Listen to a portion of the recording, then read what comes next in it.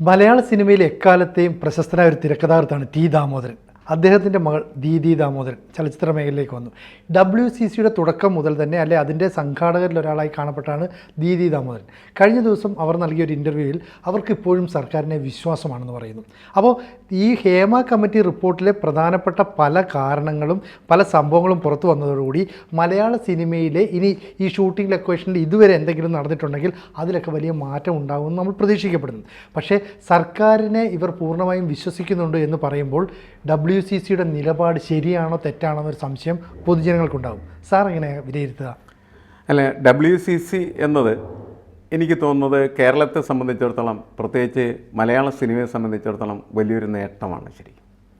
കാരണം സിനിമാ ലോകത്ത് അധോലോക സംവിധാനങ്ങൾ, മാഫിയ, അതേപോലെ തന്നെ മദ്യപാനം, അതേപോലെ തന്നെ സ്ത്രീകളുടെ മോശമായിട്ടുള്ള പെരുമാറ്റങ്ങൾ, ഇവയൊക്കെ സമൂഹത്തിന് മുന്നിൽ തുറന്നു വെച്ച ഒരു റിപ്പോർട്ടാണ് ഹേമ കമ്മിറ്റി റിപ്പോർട്ട് എന്ന് പറയുന്നത്. അതിലാര് പെടുന്നു എന്നുള്ളത് താൽക്കാലികമായിട്ടുള്ള നമ്മളുടെ സമൂഹത്തിൽ നിലനിൽക്കുന്നതായിട്ടുള്ള രാഷ്ട്രീയ, സാമ്പത്തിക, അധികാര പ്രക്രിയയുടെ ഭാഗം മാത്രമാണ്. ഇപ്പോൾ ആരെങ്കിലുമൊക്കെ വരും, ഇപ്പോൾ ചിലപ്പോൾ ഗവൺമെൻറ്റിനെ സംബന്ധിച്ചിടത്തോളം ഗവൺമെൻറ് പ്രതിക്കൂട്ടിലാകുന്നു, അതല്ലെങ്കിൽ അമ്മ എന്ന് പറയുന്ന സംഘടന പ്രതിക്കൂട്ടിലാകുന്നു. ഇങ്ങനെയൊക്കെയുള്ള സംഭവങ്ങളൊക്കെ നടക്കുമെന്നുള്ളത് ശരിയാണെങ്കിലും, പക്ഷേ കുറച്ച് കഴിയുമ്പോൾ ഇതിൻ്റെ ഒരു ആഫ്റ്റർ എഫക്റ്റ് എന്ന് പറഞ്ഞ് മലയാള സിനിമയുടെ ശുദ്ധീകരണം തന്നെയായിരിക്കും. കാരണം പഴയ കാലത്തേത് പോലെയുള്ള സെറ്റും, ആ സെറ്റിൽ പഴയ കാലത്തെ ഹെജിമണി എന്ന് വെച്ചാൽ അവിടെയുള്ള ഒരു അധികാര അധീശത്വം എന്ന് പറയുന്നത് പഴയ പോലെ തുടരാനായിട്ടുള്ള സാധ്യത കുറവാണ് എന്നാണ് ഞാൻ മനസ്സിലാക്കുന്നത്. കാരണം അത് വെല്ലുവിളിക്കപ്പെട്ടു കഴിഞ്ഞു. അത് വെല്ലുവിളിക്കപ്പെട്ടു എന്നുള്ളതാണ് ഹേമ കമ്മിറ്റിയുടെ ഏറ്റവും വലിയ നേട്ടം. WCCയുടെ പ്രവർത്തനത്തിൻ്റെ പ്രസക്തിയും അത് തന്നെയാണ്.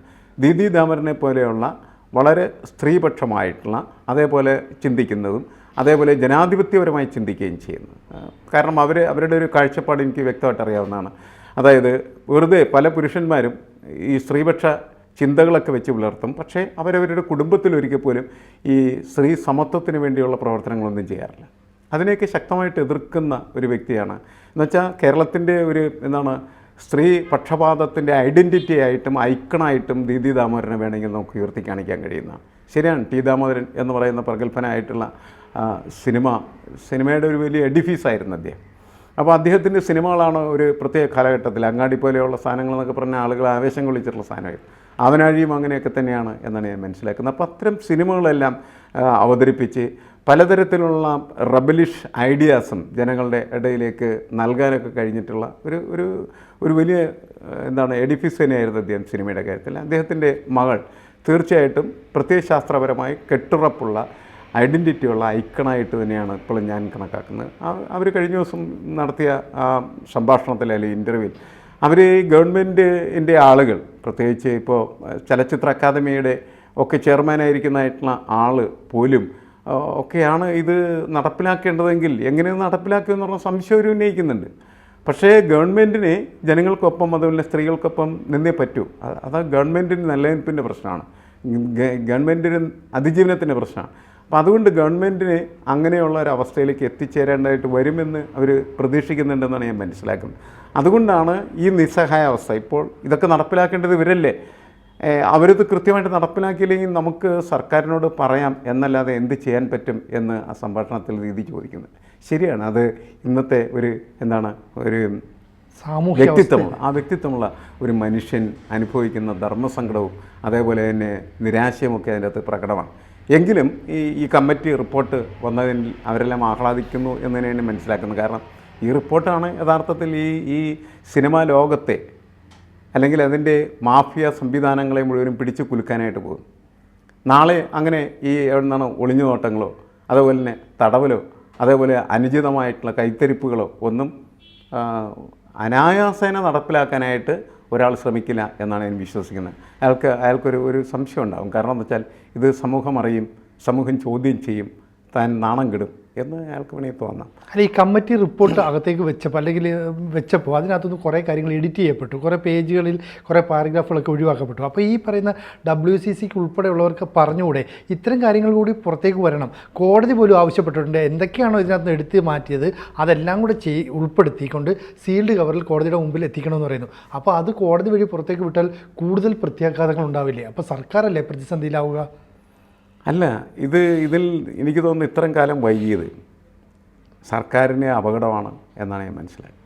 ഈ റിപ്പോർട്ട് വന്ന അന്ന് തന്നെ ഇത് പുറത്തു വിടുകയും ഇതിൻ്റെ സൊല്യൂഷൻസിലേക്ക് സർക്കാരിന് പരിമിതികളുണ്ടാകും.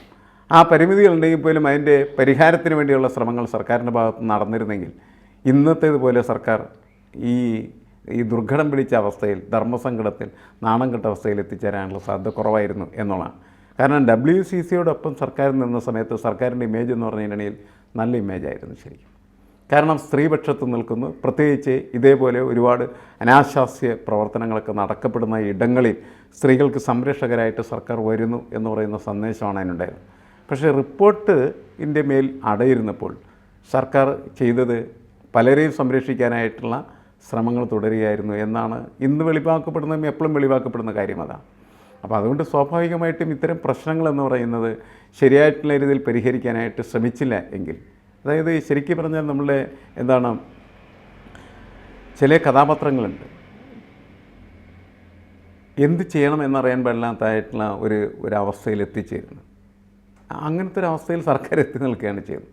അപ്പോൾ സർക്കാർ ഇങ്ങനെയല്ല സർക്കാർ പ്രവർത്തിക്കേണ്ടത്. സർക്കാർ കൃത്യമായിട്ട് അതിൻ്റെ ഒരു നിലപാടുണ്ട്. പ്രത്യേകിച്ച് ഇപ്പോൾ ഇടതുപക്ഷം പുരോഗമന സ്വഭാവം പുലർത്തുന്നത് അതൊക്കെ കണ്ടുകൊണ്ട് തന്നെയാണ് WCC വലിയ പ്രത്യാശയൊക്കെ നേരത്തെ പുലർത്തിയിരുന്നത്. ആ പ്രത്യാശയ്ക്കനുസരിച്ച് പ്രവർത്തിക്കാൻ സർക്കാർ ബാധ്യസ്ഥരായില്ലെങ്കിൽ സർക്കാരിനെ ജനങ്ങൾ ചോദ്യം ചെയ്യും. ഈ സർക്കാരിനെതിരെ അതിശക്തമായിട്ടുള്ള ഒരു ജനരോഷം ഉയരാൻ ഈ ഹേമ കമ്മിറ്റി റിപ്പോർട്ടിൻ്റെ പൂഴ്ത്തിവെപ്പും അതിൽ ഉൾപ്പെട്ട ആളുകളെ സംരക്ഷിക്കാനായിട്ടുള്ള ശ്രമവും വരുത്തിവെക്കുമെന്നാണ് ഞാൻ കണക്കാക്കുന്നത്. സർക്കാരിനത് മനസ്സിലാകുന്നില്ല ശരിക്കും. അപ്പോൾ സർക്കാരിനത് മനസ്സിലാവാനായിട്ടായിരിക്കില്ല, അത്ര ശക്തമായിട്ടുള്ള സമ്മർദ്ദം ഇവരെയൊക്കെ സംരക്ഷിക്കാനായിട്ട് സർക്കാരിൻ്റെ മേലുണ്ട് എന്നാണ് നമ്മൾ മനസ്സിലാക്കേണ്ടത്. അതാണ് പ്രശ്നം. ഒരിക്കലും സ്ത്രീകളുടെ മോശമായിട്ട് പെരുമാറുന്ന ആളുകളെ സംരക്ഷിക്കുന്ന സംവിധാനം അത് രക്ഷപ്പെടില്ല. രക്ഷപ്പെടില്ല. WCCയുടെ തുടക്കകാലം മുതൽ തന്നെ അവരുന്നയിച്ച ആവശ്യങ്ങൾ, അവരെന്തിനു വേണ്ടിയിട്ടാണ് സർക്കാർ സമ്മർദ്ദം ചെലുത്തിയത്, അതെല്ലാം തന്നെ ഏകദേശം നടപ്പായിട്ടുണ്ട്. പക്ഷേ WCC പൂർണ്ണമായും സംതൃപ്തരാണ് ഈ റിപ്പോർട്ടിൽ എന്ന് നമുക്ക് വിശ്വസിക്കാൻ പറ്റുന്നുണ്ടോ?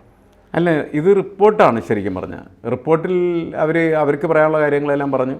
അതെല്ലാം ഹേമ കമ്മിറ്റി കേൾക്കുകയും അത് റിപ്പോർട്ടായിട്ട് എഴുതുകയൊക്കെ ചെയ്തു. അതിലവർ സംതൃപ്തരായിരിക്കും. പക്ഷേ റിപ്പോർട്ടുണ്ടായിട്ട് എന്താ കാര്യം? റിപ്പോർട്ട് കോടതി ചോദിച്ച പ്രശ്നം തന്നെയാണ്. വെറുതെ റിപ്പോർട്ട് എഴുതി വെച്ചിട്ട് എന്താ കാര്യം? നടപടിയെടുക്കണ്ടേ? കുറ്റക്കാരായിട്ടുള്ള ആളുകളെ, കുറ്റവാളികളെ അല്ലെങ്കിൽ ആരോപിതരായിട്ടുള്ള ആളുകളെ പരിശോധിച്ച് അവർ കുറ്റവാളികളും കണ്ടെത്തി അവർക്കെതിരെ ശിക്ഷ വിധിച്ച് അവരെ നടപടിക്ക് വിധേയമാക്കിയാൽ മാത്രമാണ് ഇവിടെ എന്ത് സംഭവിക്കുകയുള്ളൂ? നാളെ ഈ സെറ്റിൻ്റെ സ്വഭാവം സമ്പൂർണ്ണമായിട്ട് മാറുകയുള്ളൂ. പക്ഷേ സമൂഹത്തിന് ഇതിലൊരു വലിയ സ്വാധീനം ഉണ്ടാക്കാൻ കഴിയും. അതുകൊണ്ടാണ് നമ്മൾ ചർച്ച തുടങ്ങും സമയത്ത് പറഞ്ഞ് ഇനി മുതൽ മലയാള സിനിമയുടെ സെറ്റെന്ന് പറയുന്നത് പഴയതാകില്ല. അതിൻ്റെ കാരണം എന്താണെന്ന് വെച്ചാൽ ജനങ്ങൾ ഇടപെട്ട് കഴിഞ്ഞു. അപ്പോൾ ജനങ്ങൾ ഇടപെടുന്ന സമയം, കാരണം ഇവർ സെലിബ്രിറ്റി ഫിഗേഴ്സാണ്. നമ്മൾ എന്തുമാത്രം ആരാധനയും അതുപോലെ ബഹുമാനമൊക്കെയാണ് ഈ പറയുന്ന നടന്മാർക്കും സംവിധായകർക്കും അതേപോലെ തന്നെ സിനിമയിൽ പ്രവർത്തിക്കുന്ന മുഴുവൻ ആളുകൾക്കും കൊടുക്കുന്നത്. അതൊരു സെലിബ്രിറ്റിക്ക് പ്രത്യേക പ്രിവിലേജാണ്. ആ പ്രിവിലേജ് വാങ്ങി ജീവിക്കുന്ന ഇവർ ഇങ്ങനെയൊക്കെയുള്ള ആളുകളാണ് എങ്കിൽ അവരെ ജനങ്ങൾ തള്ളും. ഒരു തർക്കമില്ലാത്ത കാര്യമാണ്. അങ്ങനെ അവരെ കർക്കിച്ച് തുപ്പുന്ന തലത്തിലേക്ക് കാര്യങ്ങൾ മാറാം. അതൊക്കെയാണ് ഇതിൻ്റെ സന്ദേശം എന്ന് പറയുന്നത്. നിങ്ങളിനി ഒരിക്കൽ പോലും പഴയതുപോലെ ആരാധിക്കപ്പെടില്ല, അല്ലെങ്കിൽ ആർപ്പുവിളികൾ കൊണ്ട് നിങ്ങളെ ആഹ്ലാദിപ്പിക്കില്ല, ആളുകൾ ചീത്ത വിളിക്കാൻ സാധ്യതയുണ്ട് എന്ന് പറയുന്നൊരു സന്ദേശം ഇതിലൂടെ വരുന്നുണ്ട്. ഈ സന്ദേശമാണ് ഇവർക്ക് നൽകപ്പെടുന്നതായിട്ടുള്ള പ്രധാനപ്പെട്ട പാഠം. കോടതിയിലൊന്നും ഇവർ പോകേണ്ട ആവശ്യമില്ല.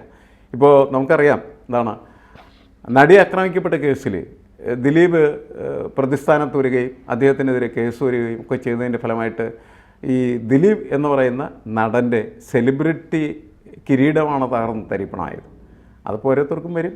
ഇവിടെ ഇതിൻ്റെ അകത്ത് പരാമർശിക്കപ്പെട്ടിരുന്നതായിട്ടുള്ള വ്യക്തികൾക്കൊക്കെ അത്തരം സംഭവങ്ങൾ ബാധകമായി തീരും എന്നാണ് ഞാൻ മനസ്സിലാക്കുന്നത്.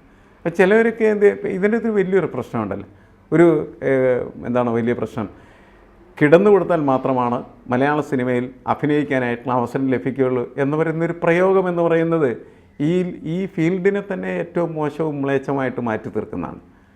കുറച്ചാളുകൾ മോശക്കാരാണ് എന്നുള്ളതിൻ്റെ പേരിൽ ഇത് മുഴുവനും മോശമാണ് എന്ന് വാർത്ത പരക്കുന്നത് ഇതിൽ പ്രവർത്തിക്കുന്ന മുഴുവൻ ആളുകളെ സംബന്ധിച്ചിടത്തോളം ബാധിക്കുന്നതാണ്.